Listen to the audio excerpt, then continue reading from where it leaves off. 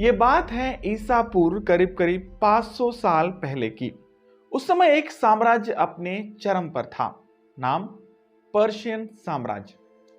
Persia के सम्राट Darius को यह लगता था कि ईश्वर उसके साथ है। इसी आत्मविश्वास के साथ उसने सिंधु नदी से लेकर नील नदी के किनारे तक अपने साम्राज्य को फैलाया था। उस समय दूसरे किसी भी राजा के पास इतना साहस नहीं था कि वो पर्शिया से दो दो हाथ करे। जिस साम्राज्य पर पर्शिया की सेना डेरा डालती उसका सीधा मतलब था आत्मसमर्पण। मगर डेरियस का मन अब पूरब की लड़ाइयों से मर गया था, लिहाजा उसकी नजर अब पश्चिम की तरफ थी। ऐसे में उसने अपनी सेना का रुख यूरोप की तरफ किया, मगर वो इस बात से अनजान था कि यूरोप में उसका सामना निहायत ही खूंखार सेना से होने वाला था। इस बैटल को बैटल ऑफ मैराथन के नाम से जाना जाता है। क्या था इस लड़ाई का इतिहास, जानेंगे आज के इस पर्टिकुलर वीडियो में।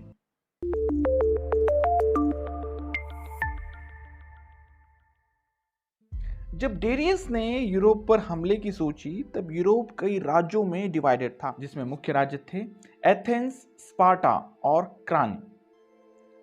डेरियस ने सबसे पहले एथेंस को अपना निशाना बनाना चाहा, जिसकी एक खास वजह है।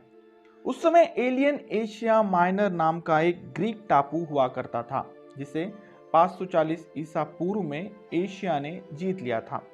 मगर आगे चलकर यहाँ के नेटिव लोगों ने पर्शिया शासन के खिलाफ विद्रोह करना शुरू कर दिया। इस विद्रोह में एथेंस राज्य ने पर्शिया के खिलाफ अपनी सेना भेजी थी। डेरियस इस बात को भूला नहीं था, यही वजह है कि उसने सबसे पहले एथेंस को अपना निशाना बनाया। डेरियस ने अपने विश्वास पात्र सेनापति डेटिस को इस लड़ाई का जिम्मा सौंपा।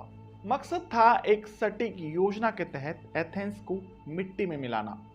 डेटिस के पास 25,000 की पैदल सेना, 1,000 की घुड़सवारी सेना और कुछ जानलेवा तीरंदाजों की बहुत बड़ी फौज थी। उसने इसी के साथ मैराथन के मैदान में अपना डेरा डाला।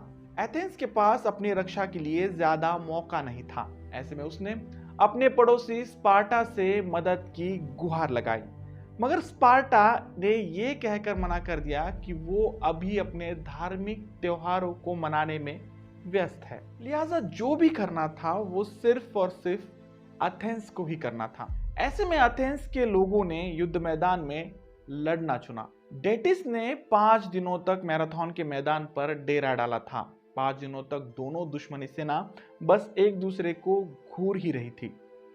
ऐसे में डेटिस ने एक योजना बनाई। योजना के मुताबिक उसने अपनी सेना को 2 हिस्सों में डिवाइड किया, एक जो यही रहकर एथेंस की सेना का सामना करेगी और दूसरी एथेंस शहर पर हमला। रात के अंधेरे में डेटिस ने अपनी घुड़सवारी सेना और 15,000 की इन्फेंट्री को फिर से जहाज में चढ़ा दिया और एथेंस की ओर रवाना होने लगा। उसने पीछे 12,000 सैनिक छोड़े थे ताकि वो एथेंस की सेना को मैराथन के मैदान में उलझाए रखे। एथेंस सेना का नेतृत्व मिलिटाइडिस नाम के एक कमांडर के हाथों में था। जब उसे डेटिस की योजना की जानकारी मिली तब उसके सामने धर्म संकट पैदा हो गया।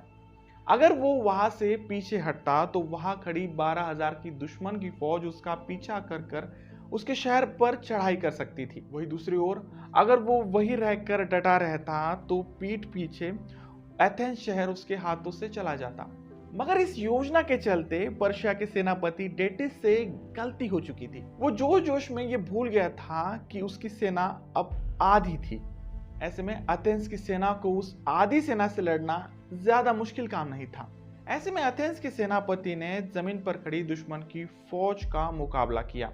उसे सिर्फ उनके तीरंदाजों से खतरा था। ये तीरंदाजों की टुकड़ी पर्शिया के सेना की सबसे जानलेवा टुकड़ी थी। शायद ही ऐसा कोई योद्धा हो जो उनके विनाशकारी तीरों से बचते हुए मैदान पार कर जाए। मगर अपनी आन बान और शान के लिए एथेंस की सेना ने यह कारनामा कर दिखाया। एथेंस के सेनापति मेल्टिडियस ने अपनी सेना को 2 हिस्सों में डिवाइड करते हुए पर्शिया की सेना को घेर लिया और फिर शुरू हुआ असली कत्लेआम। इस बात पर ताज्जुब किया जा सकता है कि यह लड़ाई महज 3 से 4 घंटों तक ही चली। 6,400 पर्शियन सैनिक एथेंस के भाले और तलवारों का शिकार हुए और बाकी जो बचे वो भाग गए। इस पूरी लड़ाई में एथेंस ने महज 192 सैनिक ही खोए थे। मगर एथेंस की सेना के पास दुश्मनों का पीछा करने का मौका नहीं था और ना ही जीत की खुशी मनाने का समय। उन्हें तुरंत पीछे अपने शहर लौटना था क्योंकि पर्शिया की आधी सेना समंदर के रास्ते वही पहुंच रही थी। मिलिटियस को यह समझ में आ चुका था कि उसके पास अब सुस्ताने का समय नहीं है। अगर वो जरा सा भी देरी करता है तो एथेंस ये लड़ाई हार जाएंगे। ऐसे में उसने तुरंत अपना बेड़ा उठाया और एथेंस की ओर भागने लगा। एथेंस के सैनिक भारी भरकम आर्मर्स पहने पूरी रात तक चलते रहे। इस थका देने वाली यात्रा के बाद सुबह वो एथेंस की दीवार पर अपने देश को बचाने के लिए पूरी शक्ति से खड़े थे। उधर डेटिस के पास मैराथन में मचे कत्लेआम की खबर पहुंची तब वो पूरी तरह से टूट गया। वो अब एथेंस के सैनिकों से इतना डर गया था कि उसे किनारे पर उतरने की हिम्मत ही नहीं हुई। उसने एथेंस के समंदर में 3 चक्कर लगाए और हमेशा हमेशा के लिए पर्शिया लौट गया। उसके लौटने से यह पूर्ण रूप से साफ हो गया था कि एथेंस इतनी कम सेना होने के बावजूद भी ये लड़ाई जीत चुके थे। इसी बीच घटा एक वाकया बहुत फेमस है। किस्सा यह है कि जब एथेंस ये लड़ाई जीत चुका था तब उसके सेनापति मिलिटियस ने इस जीत का संदेश एथेंस पहुंचाने के लिए एक संदेशवाहक को चुना। नाम था फिलिपिडिस। फिलिपिडिस बिना रुके दौड़ते हुए एथेंस पहुंचा और वहां के लोगों को चिल्लाते हुए कहा, नीनी केका मेन, मानी हम जीत गए। उसके बाद फिलिपिडिस बेहोशी से नीचे गिर गया और वहीं पर उसकी मौत हो गई। इस वाक्य का जिक्र पहली बार प्लूटार्क के जरिए मिलता है। फिलिपिडिस इतना तेज भागा था कि पर्शिया की सेना के वहां पहुंचने से पहले ही वो वहां पहुंच गया। उसकी यह दौड़ एग्जैक्टली 42.195 किलोमीटर की थी, जिसे इतिहास में मैराथन की दौड़ का नाम दिया गया क्योंकि यह दौड़ मैराथन से एथेंस तक की थी। आज भी ओलंपिक में इस दौड़ को अमल में लाया जाता है। इस दौड़ के जरिए ग्रीस अपने नायक फिलिपिडिस को श्रद्धांजलि पेश करते हैं। तो ये थी कहानी मैराथन की लड़ाई और इस फेमस वाक्या की। आपका इसके बारे में क्या कहना है कमेंट बॉक्स में जरूर लिखें। अब जाते जाते एक आसान सा सवाल। दोस्तों, ग्रीक साम्राज्य में एक बहुत बड़ा सम्राट हुआ करता, नाम अलेक्जेंडर द ग्रेट। उसकी मंशा हमेशा से दुनिया जीतने की थी, हालांकि ये कभी नहीं हो पाया। ऐसे में आपके लिए सवाल यह है कि अलेक्जेंडर को भारत में किस राजा के खिलाफ युद्ध लड़ना पड़ा। आपका जवाब कमेंट बॉक्स में जरूर लिखें। वीडियो अच्छा लगे तो प्लीज इसे लाइक कर अपने दोस्तों में शेयर करना ना भूलें। और हाँ, आपको अगर मेरा काम वाकई में अच्छा लगता है तो प्लीज चैनल को सब्सक्राइब कर देना। मिलते हैं अगले वीडियो में ऐसे किसी इंटरेस्टिंग और हिस्टोरिकल टॉपिक को लेकर। तब तक के लिए धन्यवाद।